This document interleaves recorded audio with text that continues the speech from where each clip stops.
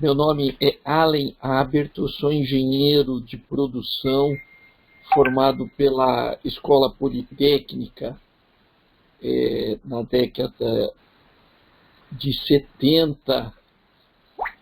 Eu fiz mestrado também na Escola Politécnica, na engenharia de produção. Eu fui conselheiro, eu fui membro do Conselho Universitário da Unicamp, eu fui presidente do Sindicato dos Engenheiros, em 1986 a 89,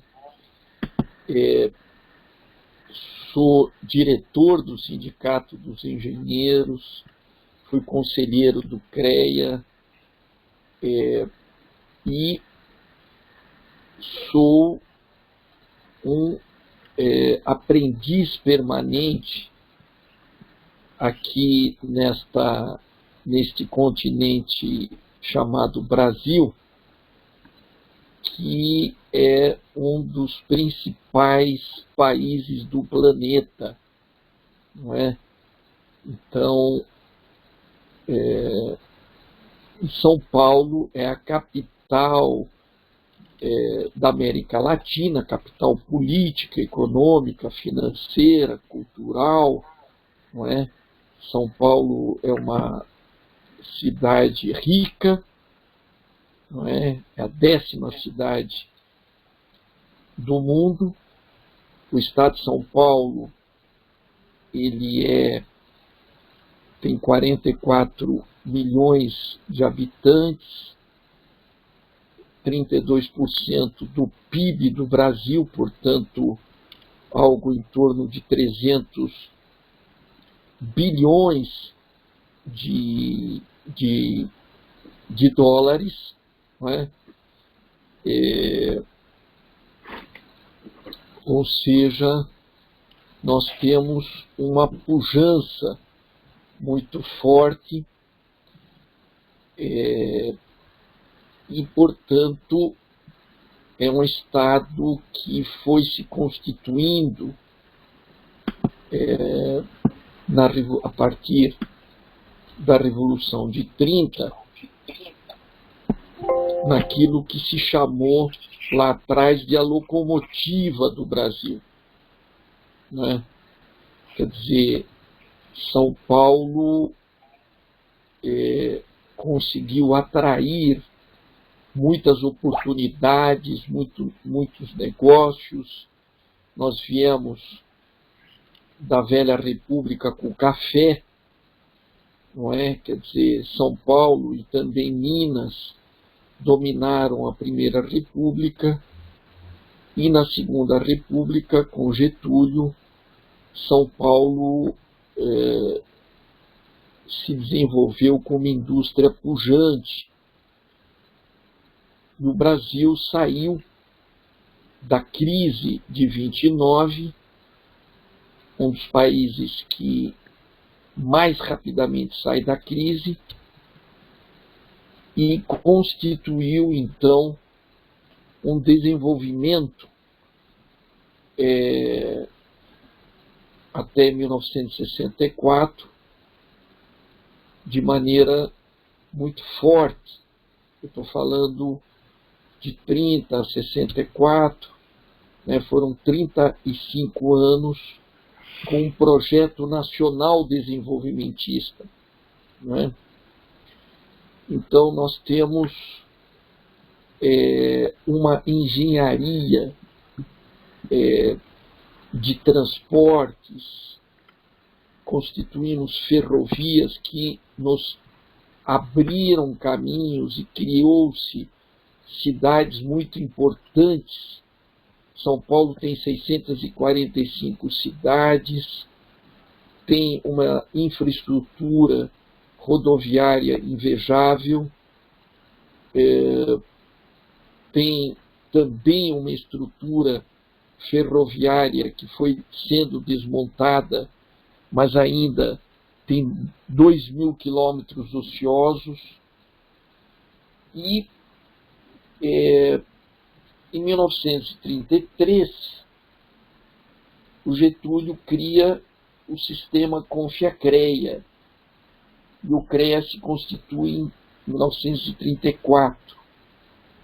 Portanto, nós estamos com 86 anos do sistema do CREA aqui de São Paulo, e nós, quando eu fui presidente do sindicato, de 86 a 89, nós empreendemos um movimento estadual e nacional de democratização do sistema e de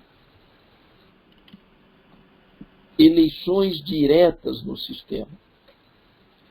Então, em 87, nós conseguimos renovar o CREA de São Paulo pela via indireta ainda, e aí nós realizamos as primeiras eleições diretas em 1990.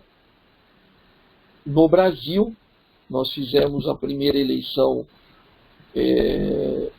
a gente chamava de consulta prévia, a partir de 1987. Ela só virou lei em 1991. Portanto, a gente chamava de consulta prévia. E com isso se abriu uma nova etapa de democratização no sistema Confia-CREA. Nós, nas últimas décadas,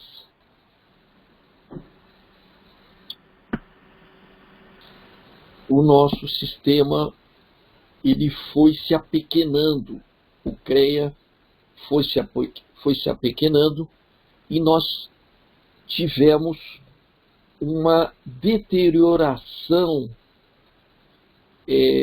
do protagonismo que o CREA deveria ter no Estado de São Paulo.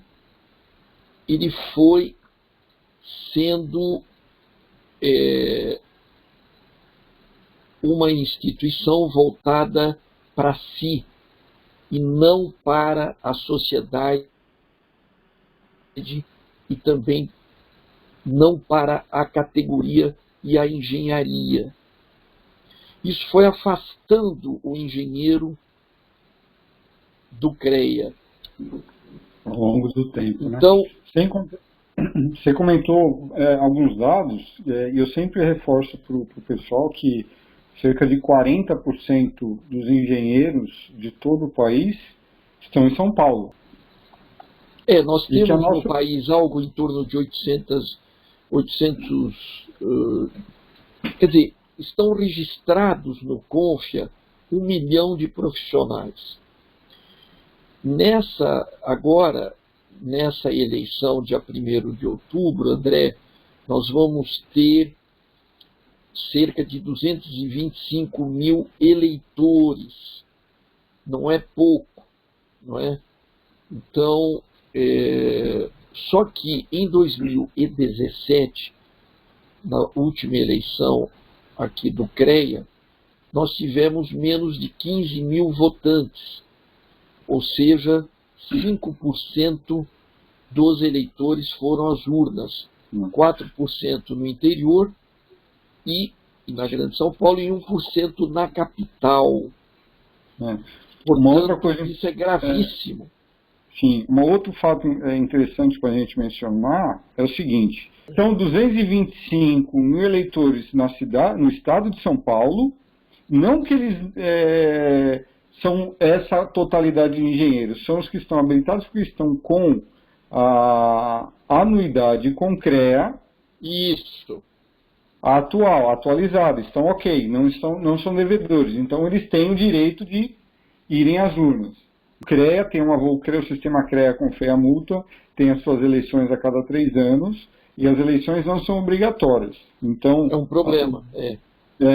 Então, aí entra aquelas discussões, porque não é obrigatório, eu não vou lá, os caras não fazem nada para mim, não vou perder meu tempo, é um dia normal, não é um fim de semana, e se passar esse pensamento como das eleições governamentais são obrigatórias, né? Então o cara tem que ir votar e exercer o seu voto, porque se for assim, o cara fica só fazendo churrasco e reclamando o resto do período até a próxima eleição.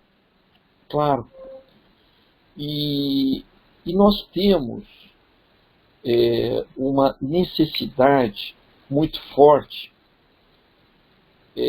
nesta crise, porque nós estamos reunindo, André, 4 crises, né? Uma crise política, uma crise econômica, uma crise sanitária, não é? Quer dizer, uma conjuminação, não é? E uma crise social.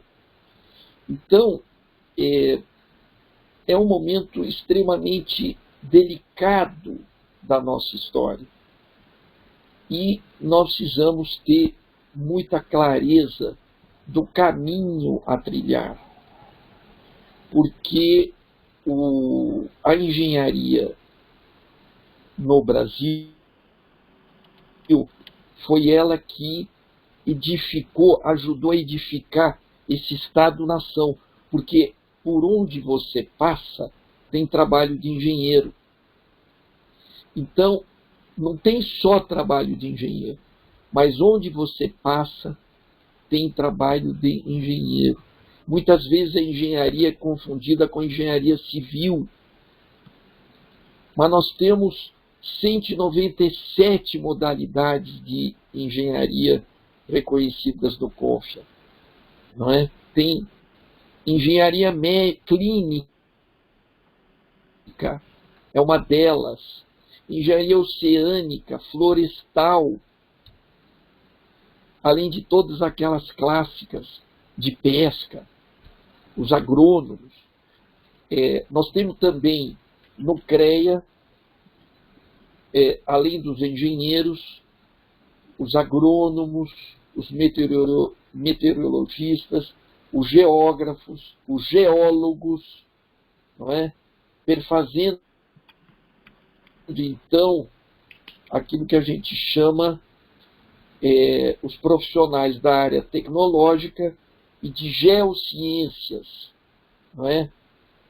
E são modalidades, são categorias fundamentais para o desenvolvimento.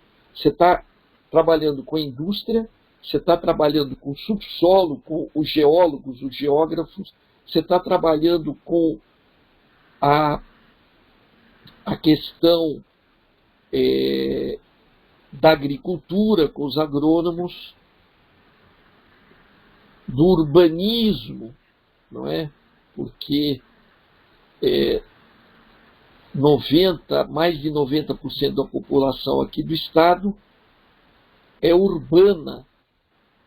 Então, nós fomos constituindo associações de engenheiros, arquitetos e agrônomos em mais de 250 cidades aqui de São Paulo, onde tinha desenvolvimento, tinha uma associação de engenheiros nascendo. E isso foi criando, então, um patrimônio de representação que, juntamente com os sindicatos de engenheiros, de geólogos e as escolas de engenharia, que não são poucas, né, que vão formando esse contingente espetacular de novos engenheiros e engenheiras, geólogos, geólogas, não é? Ao longo de décadas, não é? Constituindo o maior contingente de PhDs e mestres por 100 mil pessoas do Brasil e da América Latina. Então, o Estado de São Paulo, se fosse um país, ele seria um dos 20 países do mundo, não é? Então, E nós estamos discutindo que ainda nós temos enormes fronteiras no nosso Brasil continente para desenvolver, para ocupar. O Brasil é uma potência de energia, o Brasil é uma potência agrícola, o Brasil é uma potência hídrica, o Brasil é uma potência mineral. O mundo, André, faz guerra por causa de petróleo. Você está de acordo? Nós temos autossuficiência de petróleo. Mas não o refinamos na quantidade que necessitamos. Claro, nós estamos num mau caminho conjuntural, não é? Porque o Brasil, depois da Arábia Saudita, que foi em 42 a maior descoberta de petróleo, o pré-sal foi a maior descoberta depois da Segunda Guerra Mundial de petróleo no planeta. E não tem só petróleo no mar do Espírito Santo até Santa Catarina. Nós temos um pré-sal em todo o nosso litoral de 7.500 quilômetros, porque há 105 milhões de anos, André, quando a América Latina ela se separa da África, foi se constituindo, então, um sedimento orgânico, não só no litoral brasileiro, mas também no litoral atlântico africano, que também tem o pré-sal. Então, quem Mas eles não têm a tecnologia ainda para poder fazer. Né? E o Brasil, porque tem mitos, o Brasil tem uma alta tecnologia, porque muita gente acha que alta tecnologia é só lá na Califórnia, no Vale do Silício, aquele pessoal de jeans, de barba, numa garagem, que é mostrada nos filmes de Hollywood. E aquilo foi tomando corpo no imaginário, no inconsciente imaginário, e o Brasil, puxa vida, nós criamos o nosso Vale do Silício 10 anos antes do que na Califórnia. Na Califórnia foi criado em 1956. Nós criamos o CTA, o Centro Tecnológico da Aeronáutica, em 1946, logo depois da Segunda Guerra Mundial. Aí, no ano seguinte, nós criamos o ITA, que nós trouxemos professores de fora e constituímos, então, as bases para essa indústria aeronáutica, que criou o nosso Vale do Silício com 1.000 empresas de produtos e serviços. Então, o que quer dizer ir buscar o petróleo a 7.000 metros abaixo da linha d'água? Ninguém sabia fazer isso. E o Brasil, depois de 30 anos de pesquisa, descobriu em 2006 as primeiras reservas e no ano seguinte começamos a produzir. Hoje nós produzimos 2.300.000 barris por dia. É uma coisa incrível, a gente não tem ideia. Então, eu dizia que 84% da energia elétrica ela é renovável. Não tem outra matriz no planeta que tenha maior quantidade de energia renovável como no Brasil. Sim, Nós constituímos usinas hidrelétricas e ainda nós temos fronteiras muito grandes na Amazônia para isso. Então, nós não podemos, nós somos a 10ª economia do mundo. Na ONU tem 195 países, nós somos a 10ª potência, não é qualquer coisa. O 5º país em termos de território, o 5º país em termos de população 212 milhões de habitantes, e o Brasil tem condições de dobrar sua população quando ele quiser. 12% da água doce do planeta, uma potência mineral incrível, que a gente nem tem ideia do que é isso. O que significa 60% do território do Brasil, André, ser a Amazônia, maior biomassa do planeta e o maior vale do silício, o vale do silício do mundo, do ponto de vista biológico. Quer dizer,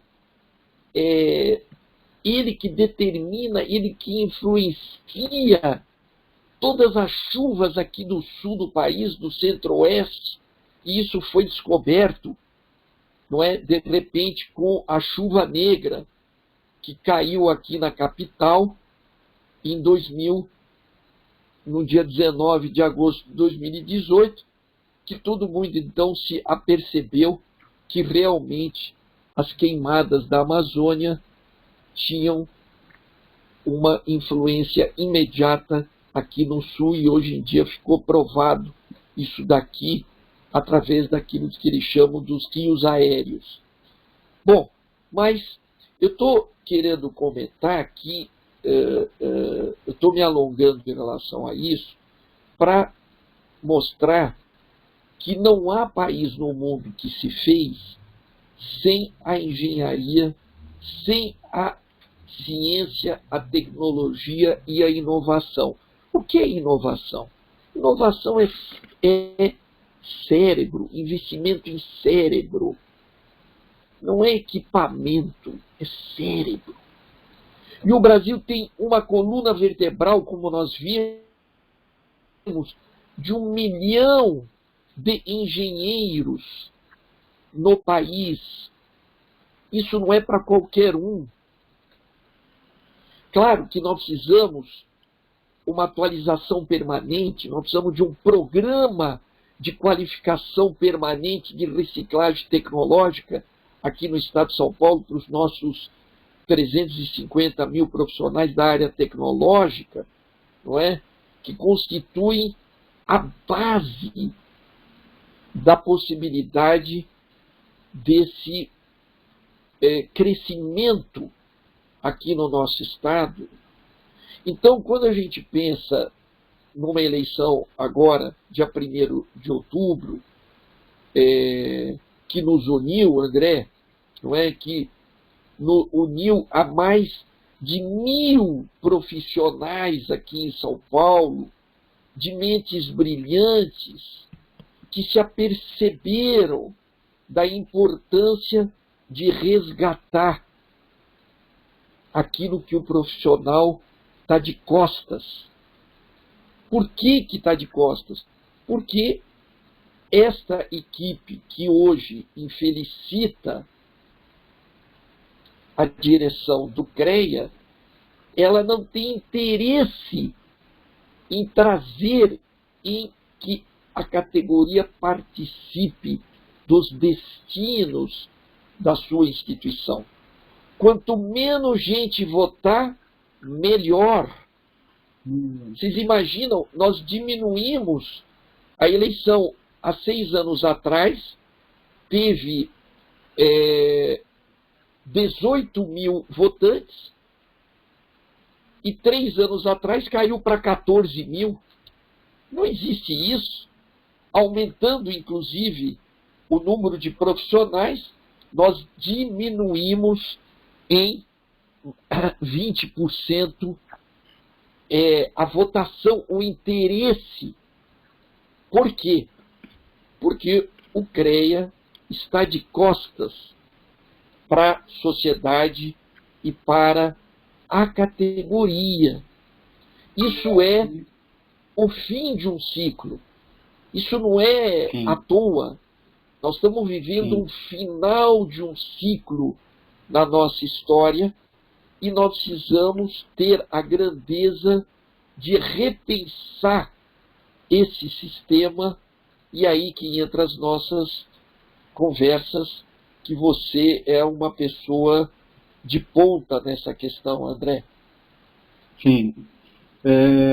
Eu quero trazer mais alguns dados para quem está assistindo a gente, que eu sempre reforço, para a visão 360 da onde viemos, e aonde estamos e para onde queremos ir.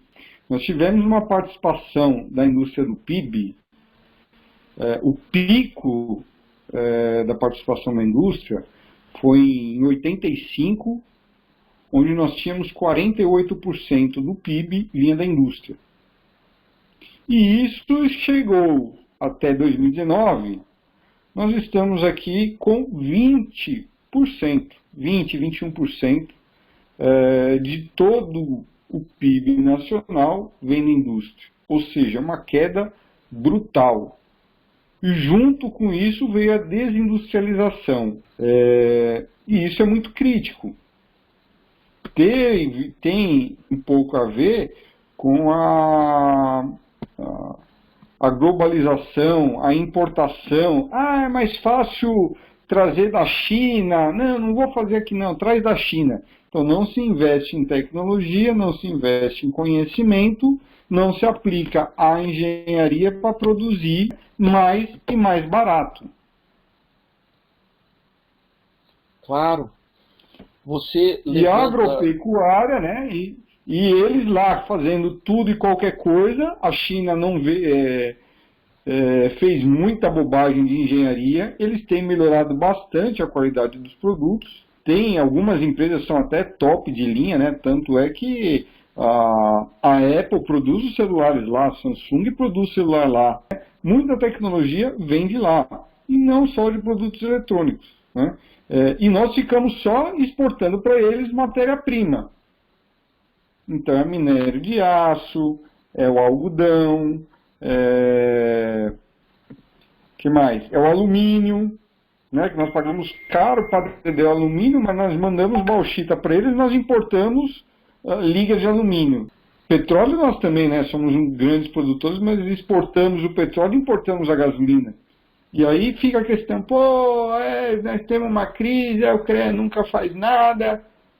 E aí eu comento, pessoal, isso tem que mudar, o CREA tem uma participação de culpa, os profissionais também têm uma participação de culpa, como também tem as universidades, mas o primeiro passo que a gente pode correr atrás para mudar é o CREA, é o Instituto de Nossa Classe, que pode dialogar de forma mais ampla com o governo, com a indústria, fomentar uma fiscalização mais assertiva, porque ela praticamente hoje não existe, muitos profissionais trabalhando de forma ilegal, né? Ou muitas empresas que nem engenheiro têm, e aí nos cobram como país que precisamos ter uma produtividade e uma qualidade melhor. Mas aquela empresa não tem um engenheiro. Não, mas eu só fabrico. Se você só fabrica, você também precisa de um engenheiro. Você precisa melhorar o seu processo. Engenharia não é só projeto, como a gente viu recentemente em alguns processos judiciais aí que têm acontecido aí no mercado, né? Mas isso é uma pauta bem longa. O assunto é bem mais complexo. Engenharia não é barato, engenharia é investimento. Engenharia se paga com a melhoria do produto, da qualidade, se entrega mais rápido, e trazer essa visão para todo o mercado é um dos fundamentos que o CREA e o Sistema Confea precisa dar. E é isso o suporte que não tivemos nos últimos anos, né? Quantos são os últimos anos? Não sei se seriam 3, 6 ou 9, mas isso faz uma grande diferença mediante a velocidade de mudança que nós estamos passando. Claro. Essa questão das mudanças que você comenta, André, eu vejo que todas as vezes que o Brasil se envolveu com um claro objetivo, ele chegou lá. Nós precisamos entender isso. Quer dizer, nós fomos a China do século XX. Nós crescemos de 1930 a 1980, uma média de 6,6% ao ano. Nós fomos a China do século XX. Então, nós constituímos uma indústria complexa, não é? Nós constituímos uma categoria de engenheiros que praticamente sabe fabricar tudo, de grão a avião. Atenção para essa questão. Quer dizer, o Brasil tem uma capacidade de fabricação invejável no planeta, num país que, além daquelas 4 potências que eu tinha citado, é também uma potência ambiental. Vocês imaginam a quantidade de produtos e serviços que o mundo necessita e que o Brasil necessita nessa área ambiental, que a gente chama de sustentabilidade ambiental, para que viabilize a vida no planeta, porque nós almejamos uma sociedade do bem viver. O que é essa sociedade do bem viver? É uma sociedade em que o homem não é o único que está no coração da vida. Quem está no coração é a vida, não é o homem. O homem é um ser humano participante da vida. Tem os animais, as plantas, a terra, a água, o ar. Então, não é uma visão homocentrista. Mas, vejam, quando a gente fala do CREA, na base se sempre fala, não, o CREA foi constituído para defender a sociedade do mau uso dos leigos, da engenharia. Isso é uma visão muito pobre daquilo que nós precisamos ir além, daquilo que está atrás da montanha. Porque o CREA, ele não só é um tribunal de ética, ele tem fé pública. O que é ter fé pública? Ele pode entrar, André e meus amigos e amigas, em qualquer empresa, sem pedir licença, para exatamente poder defender o bom uso e a segurança dessa sociedade em função do mau uso da engenharia. Um sindicato, para entrar numa empresa, ele tem que marcar hora, tem que ir lá. Agora, se houver um problema, o CREA, como uma autarquia diferenciada, ele pode entrar em qualquer empresa. Por quê? Ele tem o Instituto da Fé Pública. Isso é fundamental. Por exemplo, você tem centenas de empresas, André, que contratam os engenheiros como analistas e não como engenheiros nas suas funções plenas, na carteira de trabalho. Não é tudo PJ. Cuidado com isso.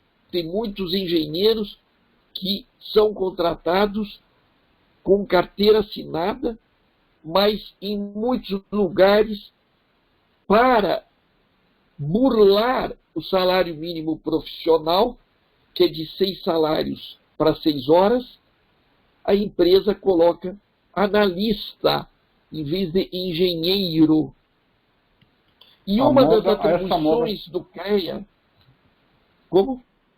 essa moda pegou tanto que agora tem analista Que é? PJ. Essa moda está Analista tão forte PJ. que Quer dizer, chegou a ter um e analista PJ. claro, analista PJ. E o CREA, ele tem como função exatamente garantir a aplicação da Lei 5.950-A de 1966, que garante a todo o profissional no Estado de São Paulo um salário mínimo que é de 6 salários nacionais por 6 horas. Se for 8 horas, é 9 salários. Meus amigos, qual é o país do mundo que paga melhor o seu metalúrgico, o seu engenheiro? É a Alemanha. Eu sempre chamo a atenção disso. Quantas horas trabalha o metalúrgico alemão, André? 28 horas. E ele é um dos mais bem pagos da Europa. E os produtos alemães são produtos de alta densidade tecnológica. Por quê? Porque os seus recursos humanos são requalificados, ganham bem. E é isso que é o futuro. O futuro não é a pauperização da mão de obra. Nós estamos vivendo isso aqui no Brasil há 40 anos, mas nós estamos na contramão da história. Nós precisamos entender isso. Uma coisa que o pessoal... Porque a história não está na pauperização,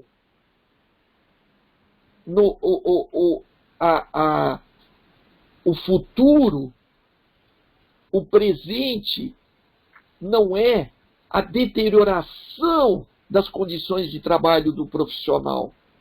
E é pelo contrário, é a valorização do cérebro. Porque quem cria inovação não é a máquina, é aquilo que está entre nossas duas orelhas, que é a coisa mais importante. Não é debaixo da cintura, mas entre as orelhas. E é isso que decide a partida. O ponto crítico que tem no mercado... Não, é perfeito. A sua fala é bem pontuada e a sua construção é muito boa. Eu tenho outros vídeos aí que a gente fala das crises do mercado, mas quando a gente comenta a respeito do ponto salarial, o mercado não enxerga o engenheiro, e aí eu falo variáveis porque as coisas se ligam, né? É uma teia de acontecimentos, uma teia de variáveis, né? Que elas se conectam. Que o mercado entende que o engenheiro não traz retorno para ele, tá certo? O que não é verdade. Como eu comentei aí, que o engenheiro precisa estar ali para melhorar a produtividade, desenvolver melhor o produto, trazer melhorar o lucro e reduzir os custos da empresa. E o engenheiro muitas vezes não consegue vender isso para o mercado. E aí o sistema CREA com FEA ficou apagado, não deu esse suporte para os profissionais, para o mercado, para as entidades de educação, e isso ficou vendido. Aí o mercado foi puxando. Um outro ponto que eu puxo bastante para o pessoal é o salário, o piso do engenheiro não é só pelo trabalho dele. O engenheiro precisa trabalhar, correr atrás de conhecimento, fazer seus cursos de pós-graduação, cursos paralelos, para trazer a tecnologia para o seu dia a dia. Então o piso, mas liberdade econômica, não, peraí. Liberdade é uma coisa, libertinagem é outra. A cultura que nós temos no país é diferente da cultura que existe nos Estados Unidos, que é diferente da Europa. Lá não existe um CREA, um CONFEA, porque a cultura é outra. Lá o cara fala, eu preciso do engenheiro. O cara chama o engenheiro, o cara joga lá a bíblia de problema no colo dele e fala, cara, resolve isso aqui. E se não tiver solução, me prove por quê. Aqui, muitas vezes, o cara contrata um engenheiro, não, eu quero um engenheiro. E aí você vai ver o engenheiro está muito acomodado na mesa dele, na frente do computador, preenchendo dados dentro do Excel, sem produzir nada. ele produz um monte de dados e não produz, não analisa, não sabe trabalhar com aquilo, não traz a melhoria. E aí é que traz a criticidade no mercado. O engenheiro também precisa ser um engenheiro verdadeiro, não é porque ele simplesmente, eu sou engenheiro, né? Tem um canudo e acha que pode fazer alguma coisa, ou ele vai se colocar na posição de, vou fazer o basicão aqui porque eu tenho meu salário. O cara precisa ter um ímpeto de fazer o melhor. Nós, geralmente na sua linha, a gente fala, engenheiro, não, o cara vai lá, ele vai correr atrás e faz, mas não são todos assim. Né? Então, essa questão do mercado é um imbróglio, uma sopa de variáveis muito grande. Né?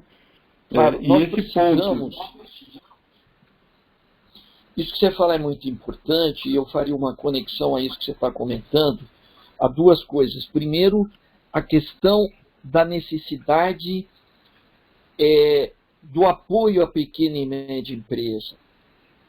Quer dizer, entender que o engenheiro ele faz parte de uma cadeia de 50, 80 a 100 profissionais atrás dele, trabalhadores que ele coordena. Então, quando você tem um desemprego de 50 mil engenheiros, que nós temos hoje no estado de São Paulo, isso significa que você tem algo em torno de 5 milhões de pessoas desempregadas no nosso estado. Você me entende? Quer dizer, há uma correlação entre o profissional, a cadeia produtiva, não é? E o valor agregante. Então, quando você trabalha com a necessidade, porque 90% dos engenheiros trabalham em micro, pequena e média empresa. Quem desenvolve no Brasil os processos tecnológicos não é nem a grande empresa que acaba terceirizando, mas sim, principalmente, a média empresa, que obviamente é secundado pelas microempresas, pela cadeia de microempresas. Quer dizer, nós precisamos ter uma política de apoio à micro, pequena e média empresa no nosso estado, nas cidades. Porque é lá que se desenvolve 90% dos empregos, do trabalho. Então, vamos entender. A segunda coisa é a visão da engenharia das cidades, André. A engenharia das cidades é fundamental para que a gente tenha cidades inteligentes, viáveis, boas de se morar, com a questão dos transporte, mobilidade, saneamento, esgoto, tratamento d'água, a questão do meio ambiente, a questão da distribuição de alimentos saudáveis, a questão da correlação entre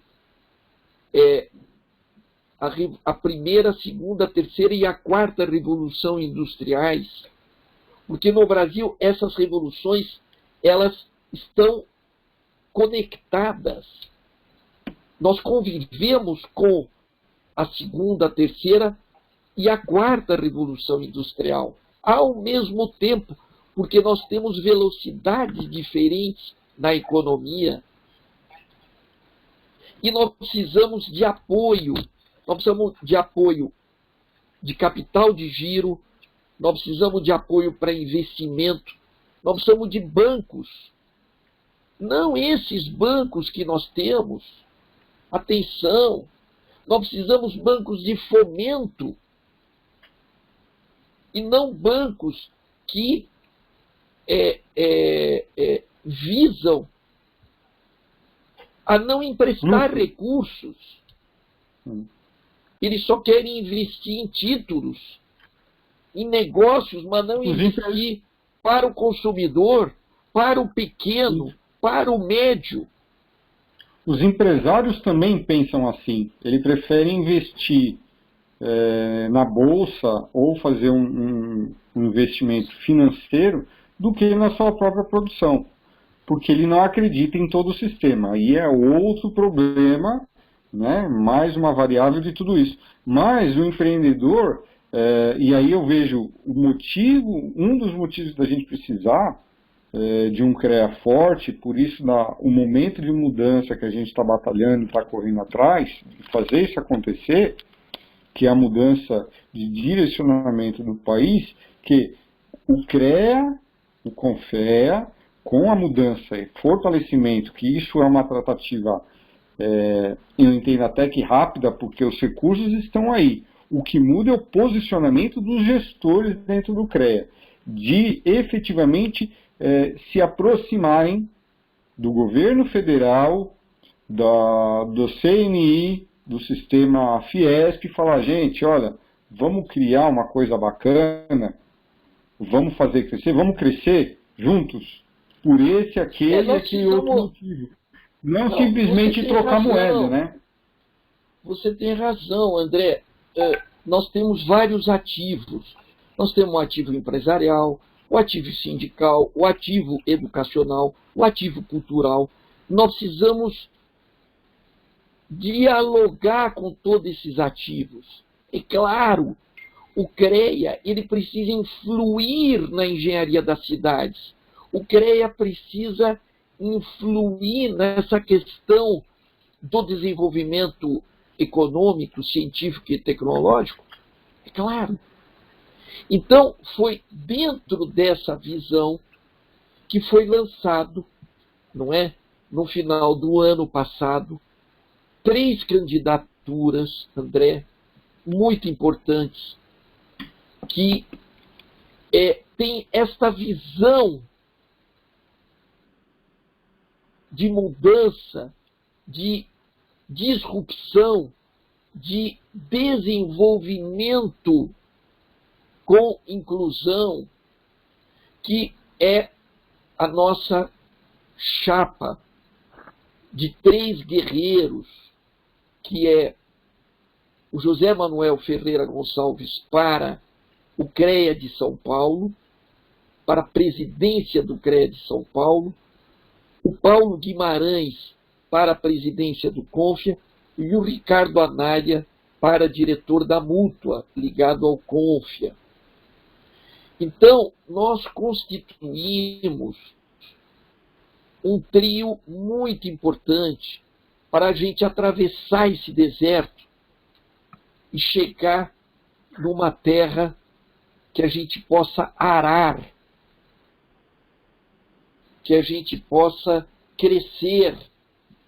E foi com essa visão que nós fomos empolgando círculos, camadas da cebola da nossa categoria, que se aperceberam que eles não poderiam ser só consumidores, eleitores, eles se aperceberam que tinham que ser cidadãos do desenvolvimento. Desculpe, André. O conceito de ser cidadão e não ser apenas um espectador é o que a gente espera dos colegas profissionais. Ah, não faz nada, cara, a hora de mudança é agora. Ah, não acontece nada, o CREA. Vamos mudar o CREA, então. Reclamar não adianta. E esse é o ponto. Então, aquilo que a gente fala. A vontade de executar, de fazer melhor, tem que estar no espírito do engenheiro, principalmente agora, no dia 1º de outubro. Claro. Capacidade de inventar, de criar, de fazer acontecer agora. Você vocaliza uma coisa muito clara, André. Ou seja, arquibancadas vazias, campos cheios. Nós precisamos sair da arquibancada, de xingar o juiz, de xingar a mãe do jogador, que é muito fácil. Botar a chuteira, botar calção, botar a camisa e entrar em campo para disputar a partida, para trazer a taça. É essa a nossa vocação. A engenharia tem que estar em campo, na briga, na boa briga, na boa construção. E essa briga que a gente está falando é realmente em campo, não a ideia de torcida organizada que vai bater no jogador, que vai ofender o clube, que vai destruir o patrimônio do clube, porque acha que vai resolver alguma coisa. Tem que ir a campo para fazer. Tem que ir a campo, quer dizer... Que é o que alguns pensam, né? Não, deixa acabar, vai ser pior. Vai ser muito pior. Claro, porque quem quer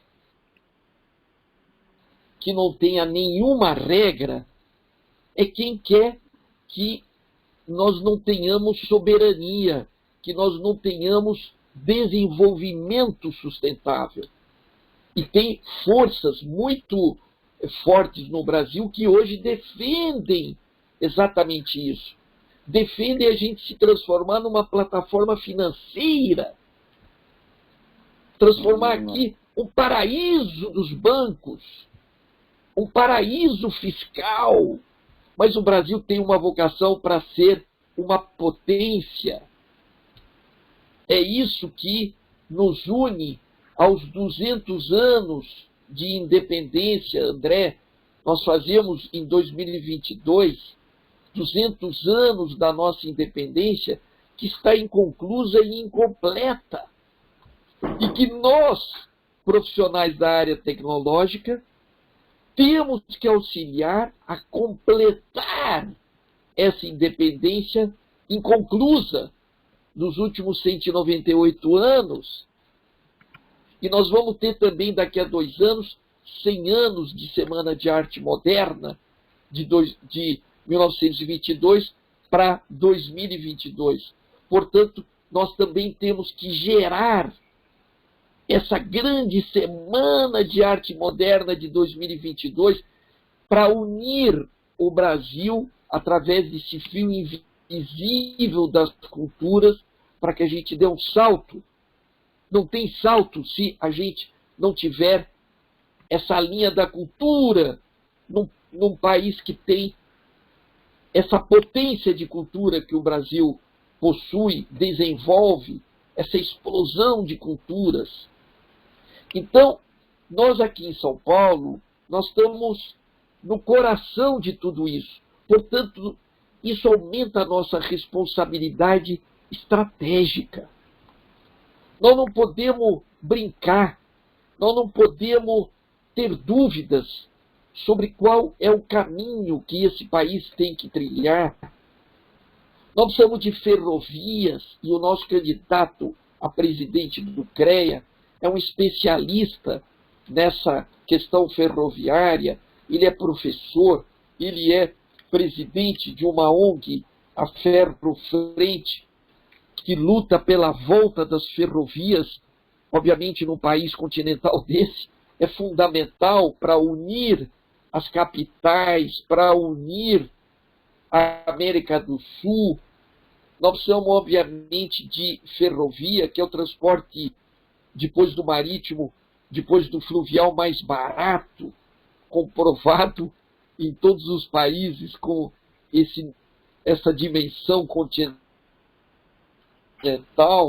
como a China, o Canadá, os Estados Unidos. Como ele mesmo diz, não só para carga, os outros países menores.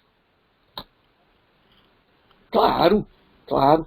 Agora, você pega esse momento de virada que nós estamos atravessando, com essas crises nos embananando, e a gente não tem ideia daquilo que vem por aí, porque um grande desemprego já se instalou em São Paulo, no nosso estado, na nossa capital, e nós vamos ter que ter muito juízo, muito bom senso e muita experiência para poder sair disso com mínimos, com menores desgastes e problemas, quer dizer, vale a pena essa nossa união, vale a pena esse nosso diálogo entre toda a categoria para poder, com essas inteligências coletivas, a gente dar um salto no nosso desenvolvimento no nosso Estado, que, obviamente, vai ter uma influência enorme a nível de Brasil. Por isso que também a eleição ao CONFIA, com o nosso candidato Paulo Guimarães, professor universitário em Campinas, foi diretor da Escola de Engenharia da PUC de Campinas e hoje se coloca à disposição para essa travessia da presidência do CONFIA. Então, eu vejo, André, que a gente tem uma missão, porque nós somos herdeiros de um pensamento que vem de 200 anos, que fez esse país aquilo que nós recebemos pronto, as nossas gerações, e que nós precisamos entregar melhor do que aquilo que a gente recebeu.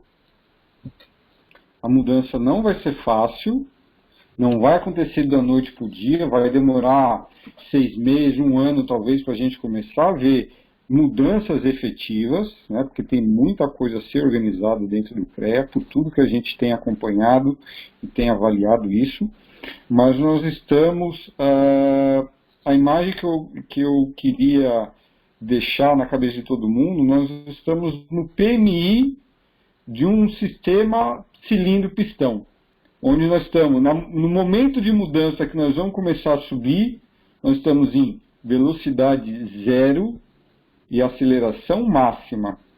O instante que a gente vai mudar o jogo. Estamos parados. Nada está andando. Só que se a gente não tiver a aceleração para mudar a direção e ir lá para o ponto máximo superior, PMS, a gente não vai parar. O motor vai travar. Não, mas eu sinto que tem essa vontade, essa compreensão de que nós precisamos fazer essa alteração para libertar novas energias, para liberar o saber, o conhecimento que nós temos nas universidades, nas faculdades. Há muitos projetos, mas o fundamental é que nós precisamos despertar essa consciência crítica do profissional. Porque a força de uma categoria, a força de um povo, André, amigas e amigos, não é a floresta, não são os mares, não é o subsolo, é a consciência crítica que está entre os a consciência crítica. É a consciência crítica da nossa categoria. Isso é a força. Isso que é a força. Então, mas aquilo que nós vimos desses a consciência crítica, a consciência crítica da nossa categoria, ela foi banalizada pelo silêncio, né? É aquela história do o rei está nu, né? Não, eu não posso criticar porque senão não vai. Cara, mas está errado. Pô, se está errado, corrija, faça melhor, mude. Então, o descrédito e a falta de criticidade, a falta de ímpeto em convencer a fazer o melhor, nos trouxe essa condição também, né? Não tenha dúvida, senão a gente não teria se conhecido, André, porque nós rompemos essa bolha por volta de março desse ano, em que então nós conseguimos montar uma bacia hidrográfica de inteligências que se uniram e se identificaram, cada um com a sua personalidade, com a sua cultura, com a sua experiência, não é? E nós nos unimos com humildade e com visão de que a união faz a força e de que exatamente essa campanha, nessa pandemia, que acabou nos ajudando indiretamente, não é? Porque nos deu tempo, nos deu possibilidades de muitas lives, não é? De muita reflexão, não é? Apesar de toda a tensão e todos os problemas emocionais envolvidos numa pandemia maluca como essa, que não acabou, não é? E que nós lutamos para que as eleições fossem através da internet, óbvio, não é? Como quase todas as categorias fazem isso, e justo na nossa, que trabalha com essa questão da base tecnológica, nós passamos essa vergonha de fazer ainda uma votação com urna, com papel e com uma exposição, não é, da categoria dos funcionários, dos colaboradores, ainda nesta pandemia. Não é à toa que foi adiada as eleições municipais do dia 3 de outubro para dia 15 de novembro. E nós tivemos o quê? O sistema Confecre queria fazer eleição dia 3 de junho. Vocês imaginam? Brigamos, conseguimos mudar para dia 15 de julho. Aí brigamos, conseguimos adiar para o dia 1º de outubro, em vez de ser em dezembro. Não há motivo para que não tenha sido feita em dezembro. Isso mostra ainda a má fé de quem organizou toda essa manobra para exatamente afastar a categoria, apartear a participação, essa energia vigorosa para manter os pequenos poderes, manter os pequenos privilégios, manter essa pequenez desses anões, mas nós vamos superar isso. Nós vamos conquistar uma nova situação, André. Isso eu não tenho dúvida. Para quem não sabe, aqui em São Paulo, CREA São Paulo, o candidato à reeleição, tá, é o Vinícius. Não sei não faz nem questão de decorar o sobrenome dele. É Vinícius, tá? E no Confé é o Joel Kruger, se eu não me engano o nome dele, que também não faço questão. Mas os dois estão candidatos à reeleição, tá? Existem outros pormenores aí que eu divulgo aí no meu canal e tem tudo mais. Todo mundo deve estar sabendo das coisas que, pelo menos de forma geral, sabe do ocorrido aqui no CREA São Paulo. Mas os dois estão querendo ficar mais 3 anos no mercado, dentro dos cargos, fazendo, ou melhor, não fazendo, sendo espectadores da condição. Mais do mesmo. Não dá mais, gente. Não dá mais. E o detalhe, não é que talvez alguns ainda não saibam, é que esse candidato da situação no CREA de São Paulo, ele está indo para a 3ª gestão, coisa proibida por lei. E exatamente a semana passada, a Justiça, ela mostrou que ele está fora do pleito. Ele não pode participar do 3º mandato dele. Ele já tem 5 anos e quer ficar mais 3, 8 anos. Então, a juíza, em bom tempo, reconstituiu a legislação que a direção do CONF e a direção do CREA tinham fechado o olho e, com má fé, não aplicaram a legislação e deixaram que, então, o Vinícius pudesse ser um candidato. Mas a justiça barrou e reconstituiu a verdade. Sim, e o CREA ainda não assumiu isso. Mas, enfim, os dois estão em conluio e os dois não estão fazendo bem nem para a engenharia, nem para a indústria, muito menos para o país. Estão fazendo bem só para o bolso deles e de quem os apoia. Né? É um curral. Tá certo? Então, gente, nós estamos no ponto morto inferior, velocidade zero e aceleração máxima. Dia 1º, nós vamos começar, vai todo mundo para a urna, nós vamos sair da aceleração zero e vamos para a velocidade máxima. Subindo. E quando subir, é subir em todas as áreas. Vai ser contato com a área de educação, contato com a indústria, com os empresários. O CREA não é um sindicato. O CREA é um órgão de classe para pôr ordem na bagunça. Liberdade não é libertinagem. Tem que haver respeito às normas e às leis. Não só éticas e morais, como também as técnicas. Se não houver nenhum órgão de classe, vira baderna. E todas essas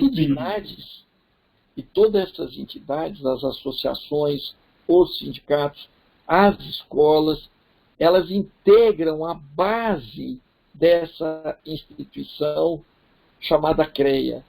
Então, é uma riqueza muito importante. E nós devemos, eu não sei quem vai nos assistir antes do dia 1º, André, mas também aqueles que nos assistirem depois das eleições, eu quero dizer aos primeiros, venham votar. É muito importante a sua participação. Obviamente, venha paramentado, com máscara, com todos os cuidados. Faça a diferença, participe do processo histórico. Quem não puder votar, que nos assistirem depois do dia 1º, continua valendo o chamamento, porque a tua participação na implantação de um novo tempo no CREA vai ser muito importante. É essa coisa, nós estamos gravando há 3 dias da eleição, André, mas nós estamos muito, não só confiantes na vitória do José Manuel, do Paulo Guimarães e do Ricardo Anaya, mas principalmente na vinda de cada um dos profissionais para constituir um novo CREA, um novo CONFIA, que tenha a cara da nossa categoria, que sirva aos interesses públicos da sociedade. Não é qualquer interesse da sociedade, mas aos interesses públicos da maioria da população e da sociedade. Isso não é uma missão pequena, não é uma missão para meia dúzia, é um desafio para centenas de pessoas. E é isso que me anima, André. Quero te agradecer muito aí a oportunidade, a gentileza dessa nossa conversa muito franca, muito aberta, e de comentar que eu acredito muito na inteligência da nossa categoria. Eu confio na categoria dos engenheiros há mais de 40 anos, não é? E não vai ser agora que ela vai deixar de comparecer a esse chamamento. Eu tenho absoluta tranquilidade a dizer para você, André, a todos os nossos amigas e amigos, que na medida que vai chegando a hora da verdade, na medida que vai chegando a hora da eleição, o engenheiro ele vai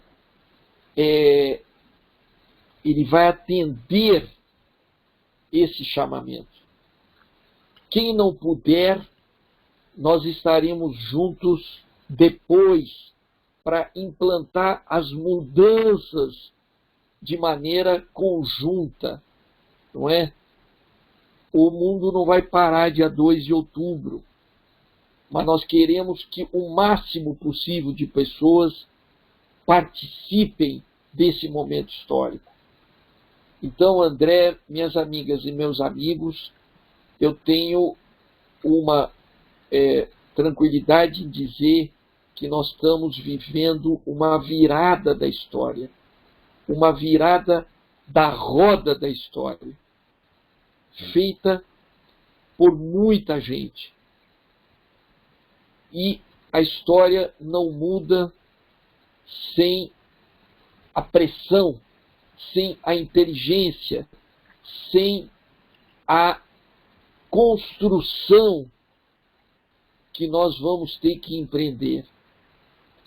Mais uma vez, agradecer a tua gentileza, não é? Dizer que você é uma pessoa que eu admiro muito, não é? Essa visão tecnológica que você tem, essa visão generosa que você desenvolve, é muito importante para esse novo momento. Muito obrigado e até dia 1º, até a vitória.